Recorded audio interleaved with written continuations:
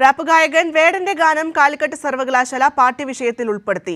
ഭൂമി ഞാൻ വാഴുന്നിടം എന്ന വേടന്റെ പാട്ടും മൈക്കൽ ജാക്സന്റെ ദി എർത്ത് എന്ന ആൽബത്തിലെ ദി ഡോണ്ട് കെയർ അസ് എന്ന പാട്ടുമാണ് താരതമ്യ പഠനം. 4 വർഷ ബിരുദ പ്രോഗ്രാമിലെ മലയാളം 4ാം സെമസ്റ്ററിലാണ് ഹിരൺദാസ് മുരളിയുടെ ഗാനം ഉൾപ്പെടുത്തിയിട്ടുള്ളത്. ശരണ്യുണ്ട് വാർത്തയുടെ വിശദാംശങ്ങൾ നൽകുന്നതിനായി. ശരണ്യ, വിവരങ്ങൾ.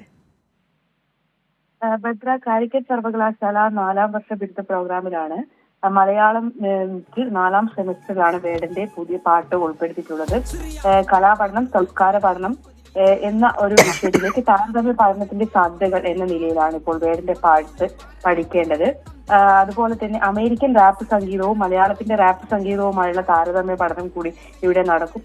മൈക്കിൾ ജാക്സന്റെ എന്ന് പറയുന്ന ആൽബത്തിന്റെ വരികളും ഈ ഒരു പഠനത്തിൽ താരതമ്യത്തിൽ ഉൾപ്പെടുത്തിയിട്ടുണ്ട്.